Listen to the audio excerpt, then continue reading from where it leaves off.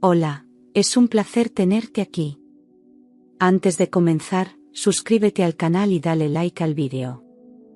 Jamás olvidaré el escalofrío que recorrió mi espalda aquella noche en que abrí los ojos a una verdad imposible de ignorar, porque no fue un golpe, ni un grito, ni una infidelidad lo que me destruyó, sino algo más sutil, más cobarde y perverso. Una traición en silencio, sistemática, que ocurrió cada noche bajo el mismo techo en el que yo pensaba estar segura. Me llamo Valeria, tengo 34 años, y durante casi una década creí vivir dentro de un hogar, pero lo que tenía era una celda disfrazada de matrimonio, y la llave de esa prisión, la tenía él. Recuerdo cada detalle del momento en que la sospecha se convirtió en certeza, el olor a leche tibia, el sonido de pasos a lo lejos, y una frase dicha con demasiada calma como para no esconder algo detrás. Esa noche no solo desperté del sueño, desperté a una pesadilla viva. A veces me pregunto cuándo comenzó todo, pero la verdad es que ya no importa, porque lo que importa es que mi vida, que creí firme y completa, se deshizo desde adentro, en silencio, gota a gota, trago a trago. Y ahora estoy aquí, contando mi historia, porque sé que no soy la única. Durante años creí que tenía un matrimonio estable con Andrés, mi esposo de 9 años, porque nunca gritábamos, nunca peleábamos fuerte, y todo parecía estar en su lugar, como una casa bien ordenada por fuera pero carcomida por dentro. Yo hablaba de él con orgullo, lo defendía frente a cualquier crítica, incluso cuando alguna amiga insinuaba que él era demasiado distante. Decía que él solo era reservado, pero que me amaba a su manera. Habíamos construido una rutina perfecta, y en esa rutina yo me sentía segura, confiada, casi afortunada. Lo que no sabía era que esa perfección era la trampa más peligrosa. Todas las noches, sin falta, Andrés me preparaba un vaso de leche tibia, para que durmiera mejor, y yo lo veía como un gesto dulce, como un pequeño ritual íntimo entre nosotros. Él decía que era una costumbre que le recordaba a su madre, que lo tranquilizaba cuidar de mí así. Yo lo aceptaba con una sonrisa y me sentía querida, atendida, incluso mimada. Nunca imaginé que ese mismo vaso fuera el vehículo de mi desconexión del mundo. Nunca sospeché que mientras más confiaba, más profundamente dormida me quería él.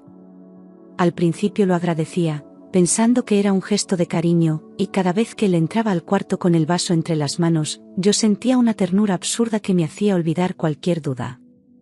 Le daba un beso, tomaba el vaso y bebía con confianza, sin cuestionar, sin detenerme a pensar.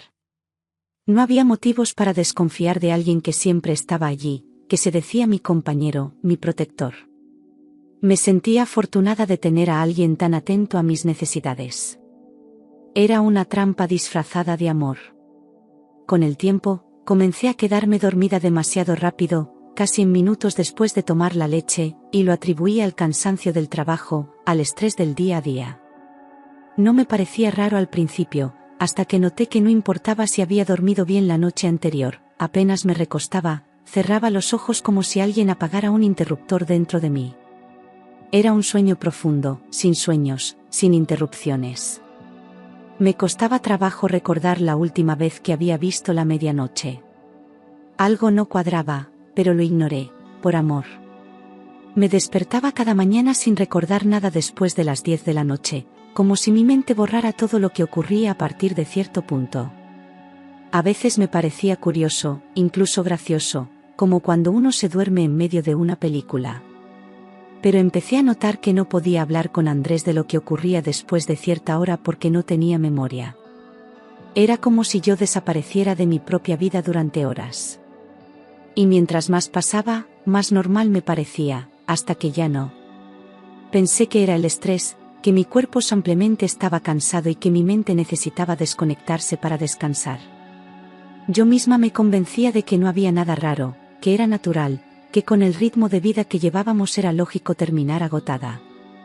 Incluso empecé a justificarlo con la edad, como si a los 30 ya fuera normal no aguantar el día completo. Me daba vergüenza mencionarlo con otras personas. Me encerré en mi silencio, como si mi cuerpo me estuviera pidiendo que no sospechara. Pero algunos días me sentía aturdida, como si hubiera tomado algún sedante, con los músculos pesados, la mente lenta y los pensamientos envueltos en niebla. Me costaba trabajo concentrarme en reuniones, olvidaba cosas sencillas y a veces ni siquiera recordaba si había cerrado la puerta de casa. Había mañanas en que me despertaba con la sensación de haber dormido durante siglos, sin descanso real. Empecé a anotar todo en una libreta para recordar mis propios movimientos. No era estrés. Algo me estaba apagando. Andrés se irritaba siempre que yo mencionaba esos síntomas, como si le molestara que yo dudara de mi cuerpo o de mi mente. Cambiaba de tema, decía que dramatizaba, que no era para tanto, que quizás estaba pasando por esos días del mes. A veces incluso se enojaba y salía del cuarto, ofendido, como si yo lo estuviera acusando de algo. Yo me quedaba callada, confundida, preguntándome si de verdad estaba exagerando. Y ahí empezaba a sentir culpa, como si pensar mal fuera una traición. Me decía que yo exageraba y que solo necesitaba descansar más, que todo estaba en mi cabeza, que me estaba autosugestionando. Me hablaba como si fuera una niña nerviosa o una mujer histérica, de esas que leen demasiadas cosas en internet. Su tono era calmo, pero seco, como quien no tiene paciencia para neuras ajenas. Y yo terminaba pidiendo disculpas, bajando la cabeza, prometiendo que dormiría más temprano y comería mejor. Me creía débil, no porque lo fuera, sino porque él me convencía de que lo era. Mis amigas sugerían que hiciera exámenes, pero él insistía en que no era necesario, que los médicos solo me llenarían de pastillas y preocupaciones. Decía que yo estaba bien, que solo necesitaba desconectarme del trabajo, que debía confiar más en mi cuerpo y en él. Me decía que todo pasaría si me relajaba y dejaba de buscar problemas donde no los había. Lo peor es que lo decía con una sonrisa, con ternura fingida, como quien se preocupa sinceramente. Y yo, ciega de lealtad, le creí. La confianza que yo tenía en él era tan profunda que llegué a ignorar mi propio instinto, esa vocecita incómoda que me decía que algo no estaba bien, que algo se sentía raro aunque no pudiera explicarlo con pruebas. Cada vez que esa sospecha asomaba en mi mente, la aplastaba con culpa, con justificaciones, con recuerdos de momentos felices. Me repetía que el amor verdadero se basa en la confianza y que yo debía ser una buena esposa, no una paranoica. Pero la verdad es que mi cuerpo gritaba y yo no quería escuchar. Preferí seguir creyendo en la imagen que construí de él que enfrentar lo que mi corazón ya sabía. Hasta que una tarde mi vecino, don Ernesto, de 68 años, tocó a mi puerta con una expresión que me hizo olvidar cualquier otra cosa. Era un hombre discreto, amable, de esos que saludan siempre con respeto y no se meten en la vida de nadie, así que verlo parado frente a mí con la cara tensa me hizo sentir que algo grave estaba por venir. Su voz temblaba apenas al pedirme que lo escuchara, pero que no le dijera nada a Andrés. Me invitó a hablar adentro, pero insistió en que fuera rápido, por si él regresa. En ese momento supe que lo que me iba a decir cambiaría todo.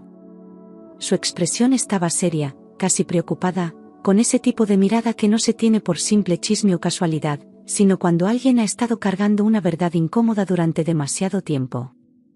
Se sentó en el borde del sofá sin mirarme a los ojos al principio, como si le doliera tener que romperme la ilusión. Yo me senté frente a él, con las manos frías, tratando de adivinar qué venía. En mi mente pasaban posibilidades absurdas, problemas con el vecindario, quejas, alguna sospecha de robo. Nunca imaginé que lo que iba a oír era una herida que no cicatriza. Me pidió hablar conmigo sin que Andrés supiera, y al escuchar eso mi piel se erizó, porque nunca antes alguien me había dicho una frase tan directa y tan cargada de alarma. Le pregunté qué pasaba, y él respiró hondo antes de seguir, como si buscara las palabras correctas para no destrozarme de golpe. Dijo que llevaba meses dudando si debía decirme lo que había visto, pero que ya no podía callar. Que lo hacía porque me apreciaba, porque le dolía verme tan tranquila sin saber la verdad. Y entonces lo dijo, sin rodeos, sin pausa. Él vivía frente a mi casa y conocía nuestra rutina desde siempre, y por eso había notado que algo no cuadraba en los últimos meses. Me explicó que no era alguien entrometido, pero que no podía evitar ver ciertos movimientos desde su ventana. Que no se trataba de una sola vez, ni de una casualidad, sino de algo que se repetía con una frecuencia que ya no podía ignorar. Yo apenas podía respirar mientras él hablaba.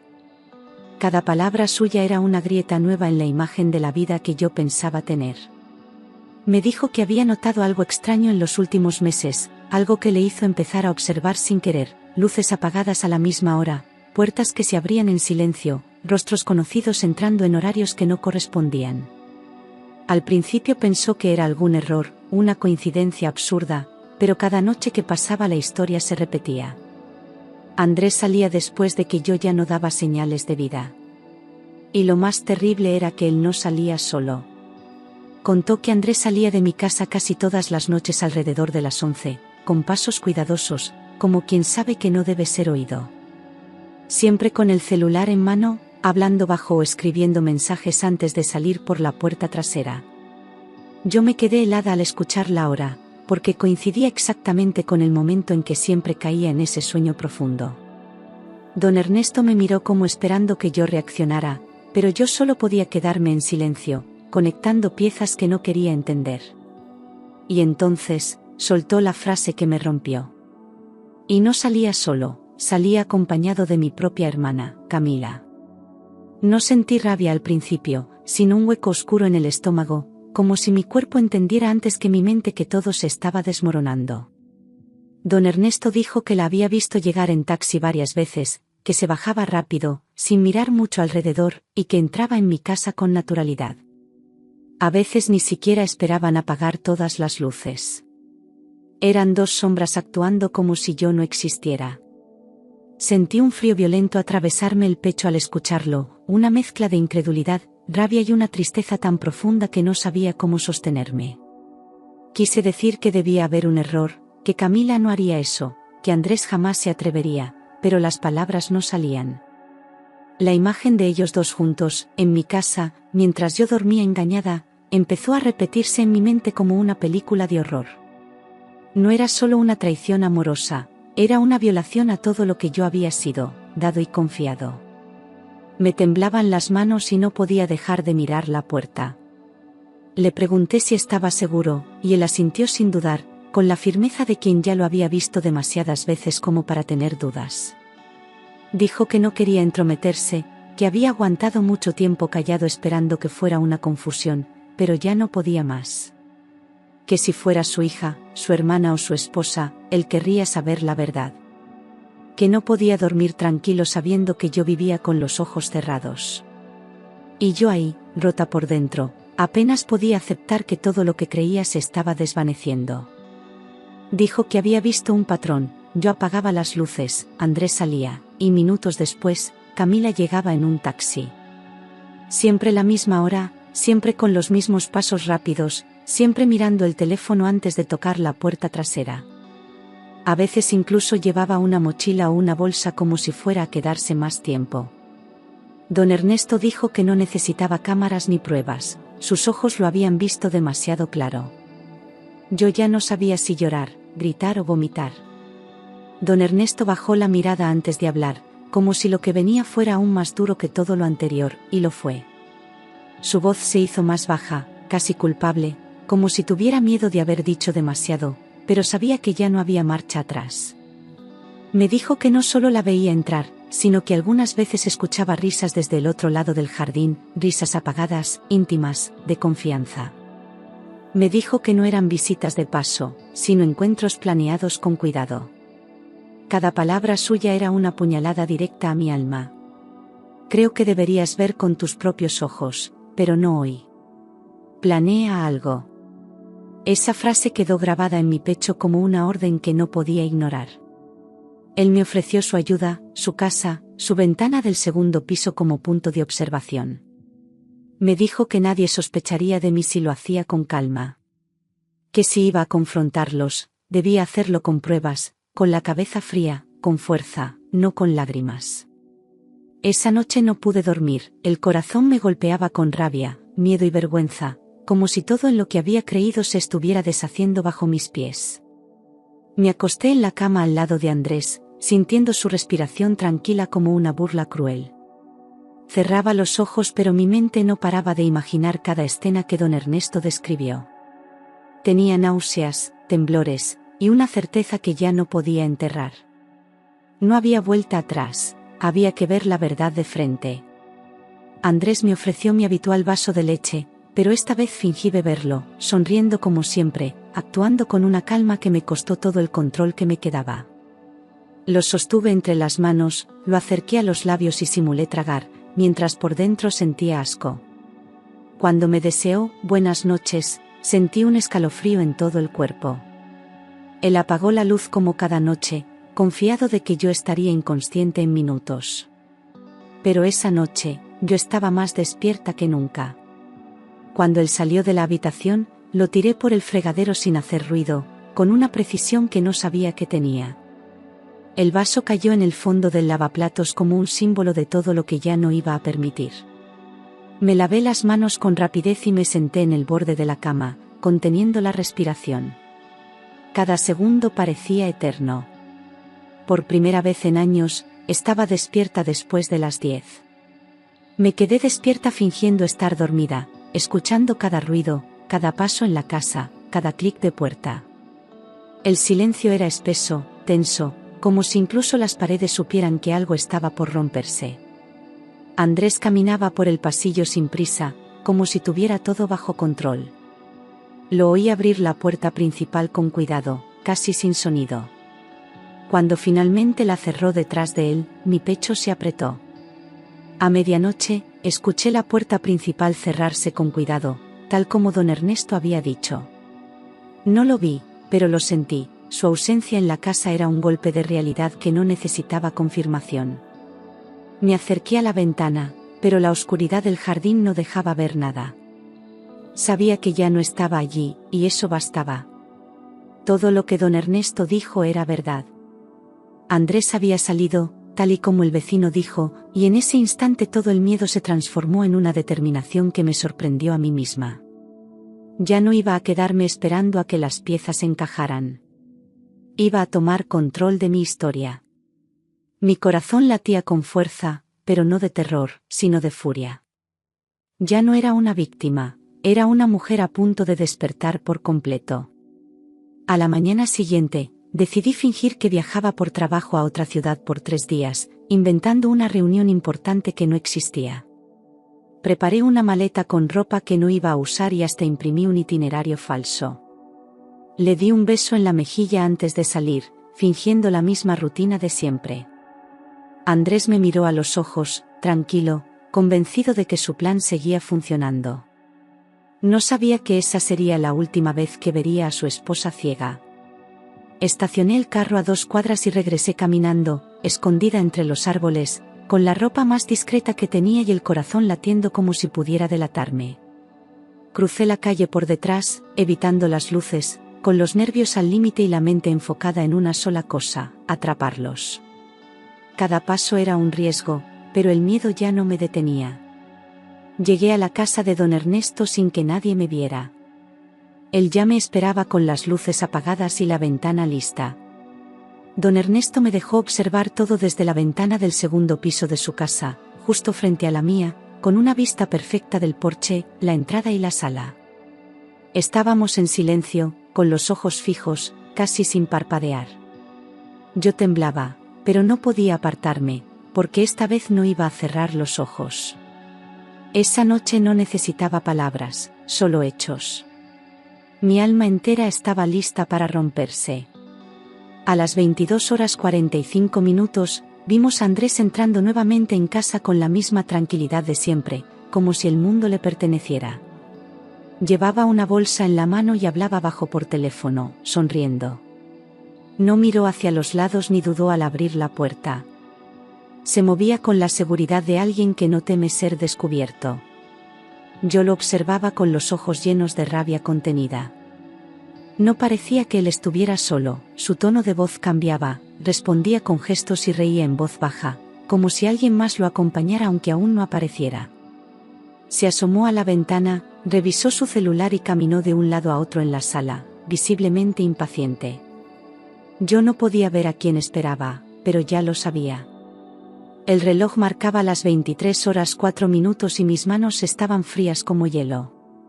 A las 23:10, un taxi se detuvo justo frente a mi casa, como si fuera parte de una rutina 1000 veces ensayada. Las luces del coche iluminaron por segundos el jardín, y sentí que el mundo se detenía. No podía respirar. Mi corazón golpeaba tan fuerte que creí que don Ernesto podría oírlo. La puerta del taxi se abrió y mis ojos no parpadearon. Mi corazón casi se detuvo cuando la puerta se abrió, y lo que vi confirmó mis peores pesadillas. Una figura familiar descendió con paso firme, sin prisa, sin culpa. El cabello, la silueta, la forma de caminar, todo era inconfundible. No era una amiga, ni una conocida. Era Camila. Mi hermana.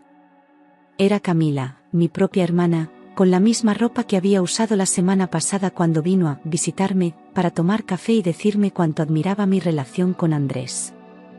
Ella bajó del taxi mirando su celular, sin ningún signo de remordimiento. Pagó al conductor y se acomodó el abrigo como si estuviera en su propia casa. Yo quería gritar, pero mi cuerpo entero se paralizó. Nunca en mi vida me sentí tan traicionada. Ella miró hacia los lados y entró con una llave que Andrés le había dado, como si fuera dueña de esa puerta, como si mi casa le perteneciera. No dudó, no tocó el timbre, no esperó a nadie. Abrió, entró y cerró detrás de sí con la calma de quien tiene el control. Don Ernesto soltó un leve suspiro al ver mi reacción. Yo ya no lloraba, solo sentía fuego en la garganta. Yo sentí como si el suelo desapareciera bajo mis pies, como si la realidad se partiera en dos y yo cayera en un abismo del que no iba a salir. Todo lo que había ignorado, cada duda, cada «no puede ser», explotó dentro de mí al ver esa imagen. Camila caminaba por mi sala, como si fuera suya. Mi casa ya no era mía. Yo había sido borrada. Ellos se abrazaron en la sala como si fueran un matrimonio oficial, sin miedo, sin culpa, como si yo no existiera, como si nunca hubiera existido. Se miraban a los ojos con ternura, rieron por algo que no pude oír y caminaron juntos hacia el sofá. Andrés la rodeó con el brazo, y Camila se dejó caer a su lado como quien conoce cada rincón. Don Ernesto me miró con lástima. Yo seguía en silencio, destruida por dentro.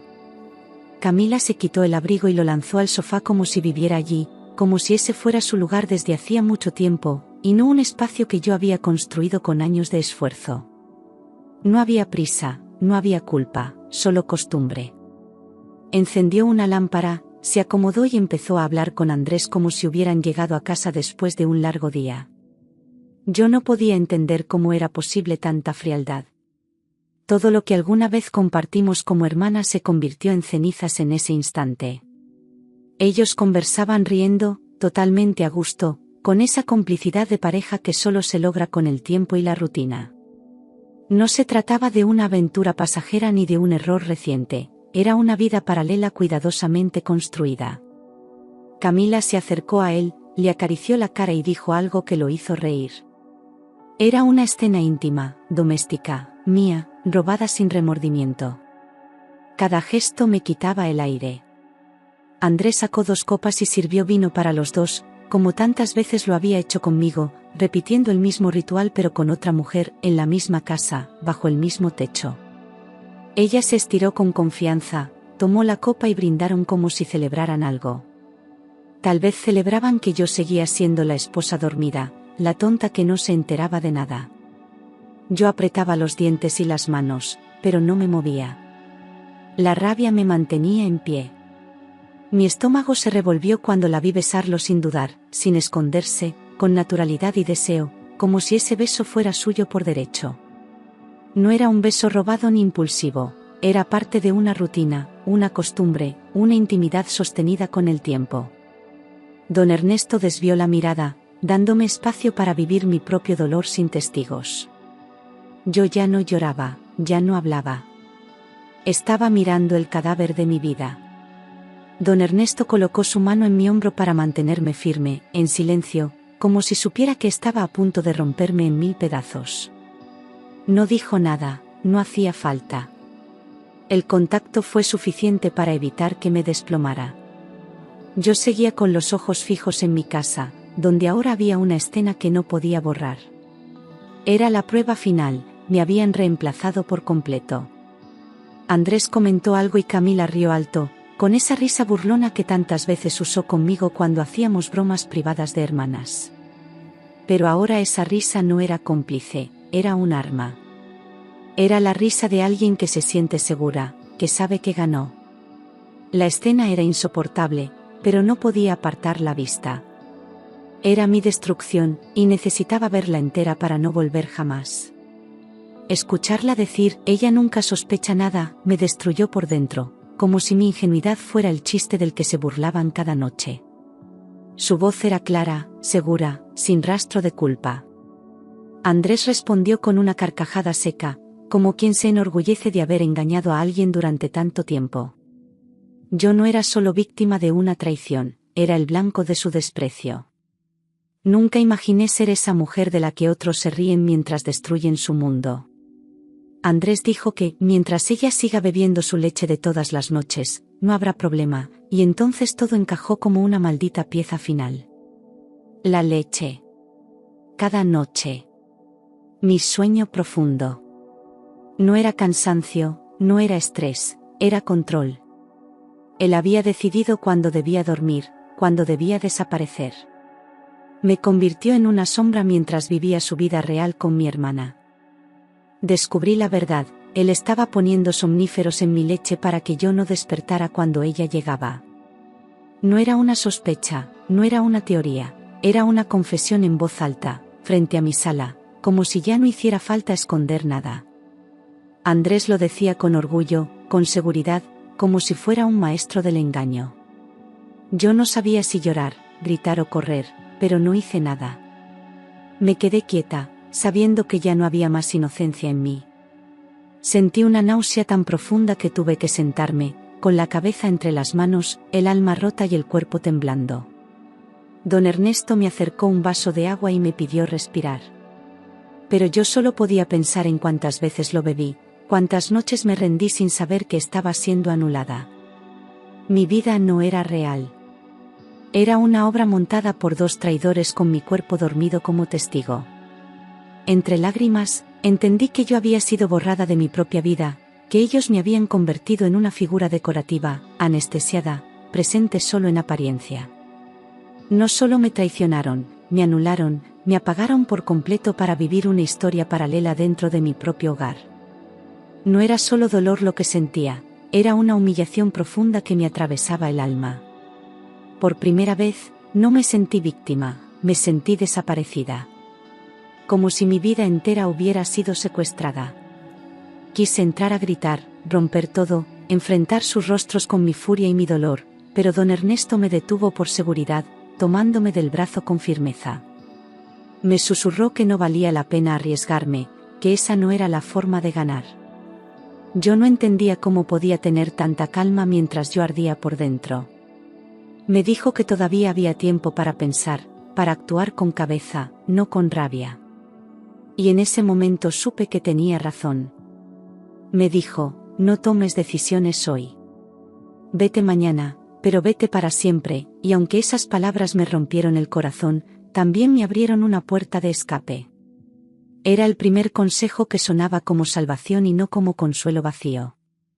Asentí en silencio, sintiendo que cada minuto extra en esa ciudad era un minuto de veneno. Esa noche no volví a casa. Don Ernesto me ofreció su sofá y yo acepté sin dudar. Dormí entre sombras, pero por primera vez, con los ojos abiertos.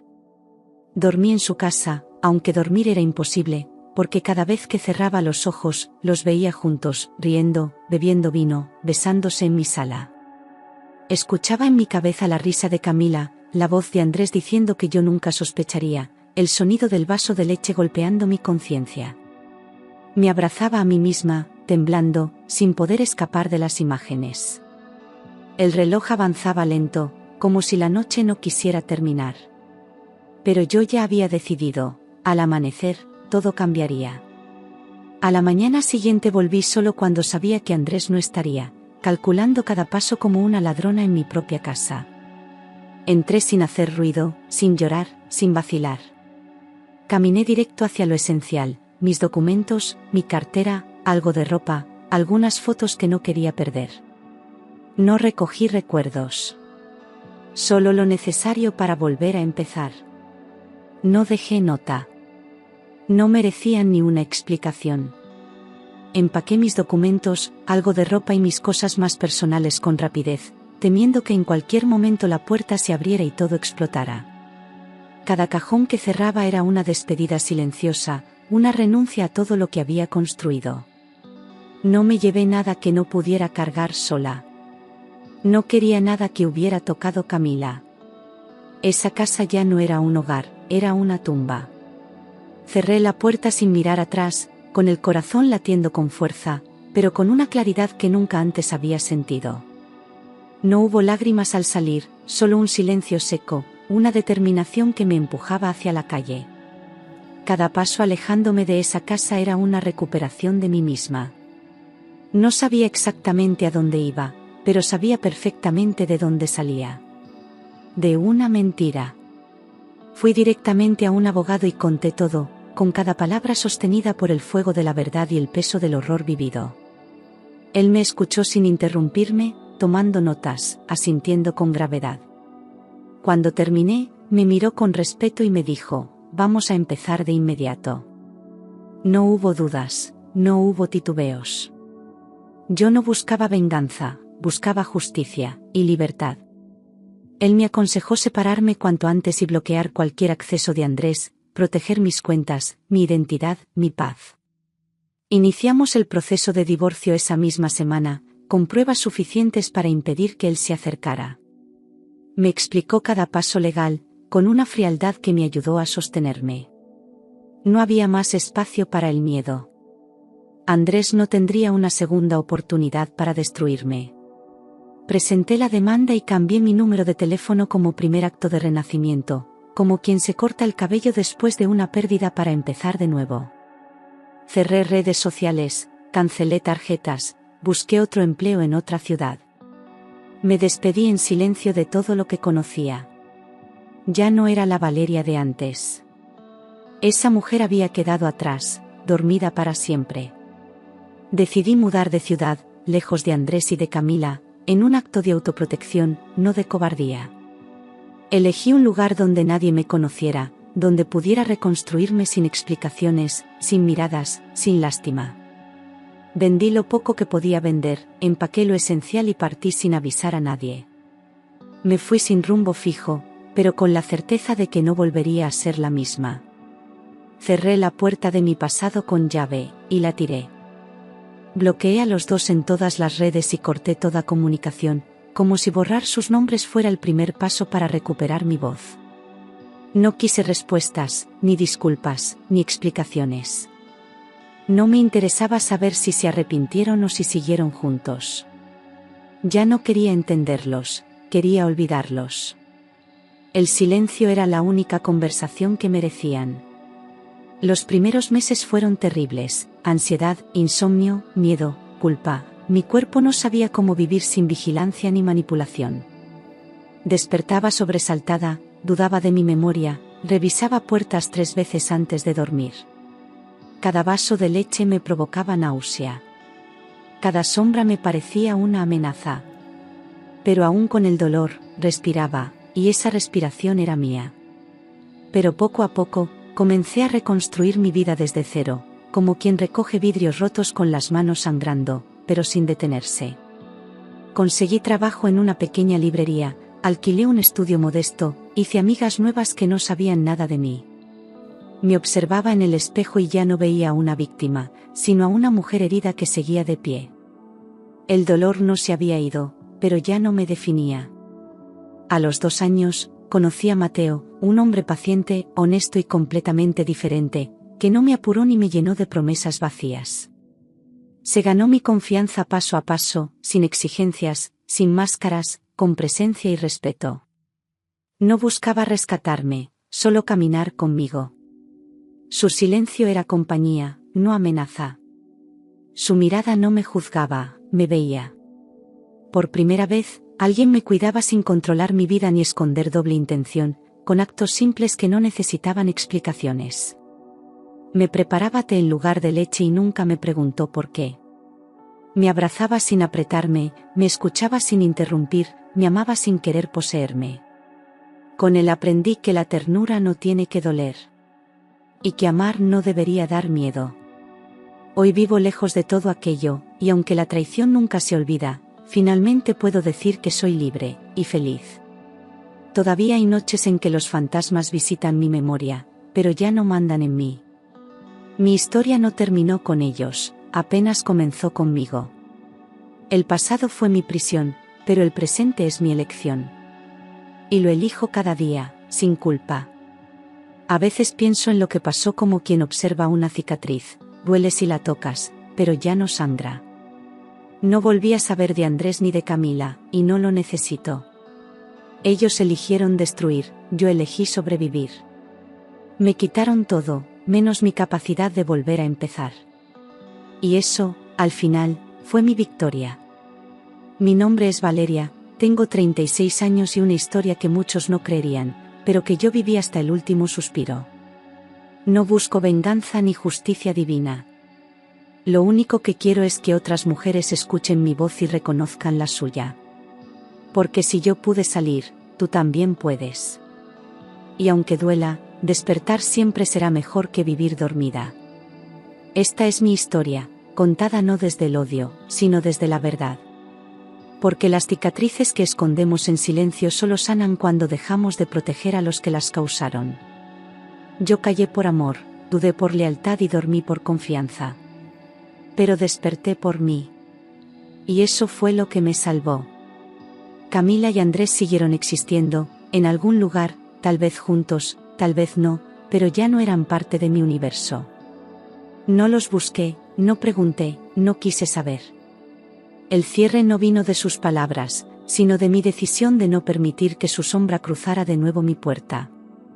A veces lo más valiente no es enfrentar al enemigo, sino soltarlo. Y yo los solté, para siempre.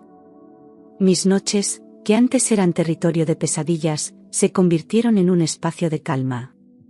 Al principio dormía con la luz encendida, el teléfono cerca y un nudo en el pecho, pero con el tiempo, el miedo fue cediendo lugar a la paz. Aprendí a abrazarme, a decirme que estaba a salvo, que nadie más tenía poder sobre mi cuerpo ni sobre mis sueños. Recuperar el sueño fue recuperar mi libertad.